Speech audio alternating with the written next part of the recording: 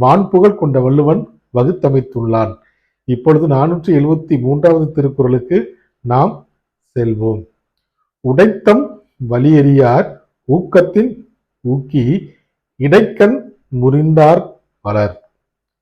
உடைத்தம் வலியறியார் ஊக்கத்தின் ஊக்கி இடைக்கண் முறிந்தார் பலர்.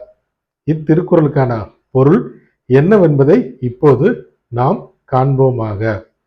தன்னுடைய வலிமையினை நன்கு அறியாமல் ஒரு செயலை தொடங்கி அதனை முழுமையாக முடிக்க முடியாமல் இடையிலே விற்று சென்றவர் உலகில் பலர் உள்ளனர் என்பது இத்திருக்குறளுக்கான பொருளாகும்.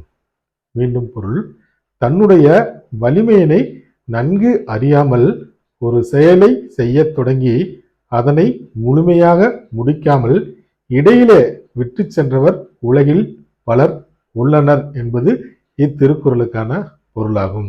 ஆம் தோழர்களே, நாம் எப்பொழுதும் ஒரு செயலை செய்ய தொடங்குவதற்கு முன்பாக நம்முடைய வலிமையினை அறிந்து செயல்பட்டால் நிச்சயம் வாழ்வில் வெற்றி நிலையை அடையலாம்.